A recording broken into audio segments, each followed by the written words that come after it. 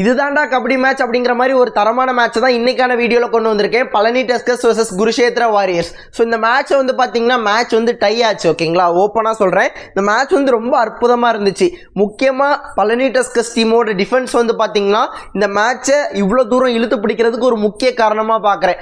Combination tackles எல்லாமே பிரமாதம். கௌதம் முருகன் பிரமாதமாக ப்ளே பண்ணாப்ல, அபிகுமார் வேற லெவலில் ப்ளே பண்ணுறாப்ல, சக்திவேல் அவர் வந்து ஒரு டிஃபெண்டர் அப்படிங்கிறத தாண்டி ஒரு ஆல்ரவுண்டர் அப்படிங்கிறத நிறைய இடத்துல நிரூபிக்கிறாரு.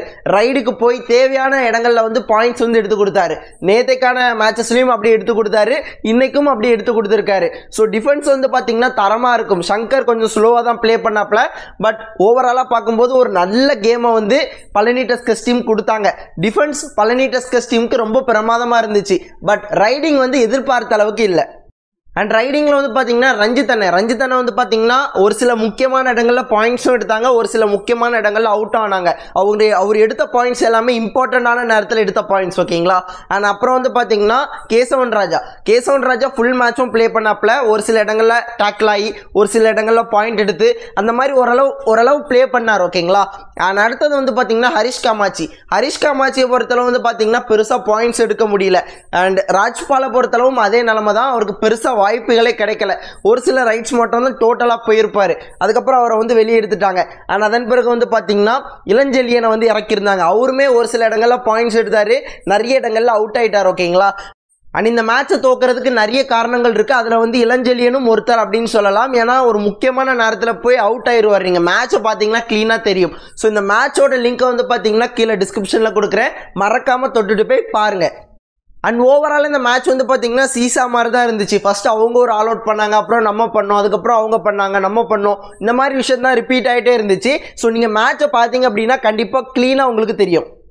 அண்ட் முக்கியமான விஷயம், இந்த மேட்சோட கடைசி நேரத்தில் கௌதம் முருகனுக்கு வந்து பார்த்தீங்கன்னா காலில் ஒரு இன்ஜுரி வந்து ஏற்பட்டிருக்கும். ஓகேங்களா, நம்ம டீமோட மெயின் டிஃபெண்டர், அந்த டீமை கரெக்டாக கண்ட்ரோல் பண்ணி கொண்டு போகிற ஒரு மெயின் டிஃபெண்டர். ஓகேங்களா, ஸோ அவருக்கு வந்து அந்த இன்ஜுரி வந்து ஏற்பட்டிருக்கும். ஸோ அந்த இன்ஜுரி வந்து ஒரு பெரிய இன்ஜுரியா சின்ன இன்ஜுரியா எதுவுமே நமக்கு தெரியல. ஸோ அதை பற்றி நான் டீட்டெயில்டாக விஷயங்கள் கலெக்ட் பண்ணிவிட்டு அடுத்த வீடியோவில் கண்டிப்பாக உங்களுக்கு அப்டேட் பண்ண ட்ரை பண்ணுறேன். அண்ட் இந்த ஒரு டைனால பழனி டஸ்கர்ஸ் டீம் 3வது இடத்துக்கு வந்து பார்த்தீங்கன்னா பாயிண்ட்ஸ் டேபிளுக்கு மூவ் ஆயிருக்காங்க. மேபி இந்த மேட்சை ஜெயிச்சிருந்தோம் அப்படின்னா இன்னொரு பெரிய அட்வான்டேஜ் கிடச்சிருக்கும். பட் இந்த டோர்னமெண்ட் அந்த மாதிரி இல்லை. ஜெயிக்கிற டீம்ஸ்லாம் தோக்குறாங்க, தோக்குற டீம்ஸ்லாம் ஜெயிக்கிறாங்க, நிறைய வித்தியாசமான விஷயங்கள் நடக்குது. ஸோ இந்த டோர்னமெண்ட்டில் இந்த டைன் மூலமாக நமக்கு ஒரு அட்வான்டேஜ் கிடச்சிருக்கு அப்படின்னு சொல்லலாம். ஸோ 3வது இடத்துக்கு மூவ் ஆயிருக்கும்.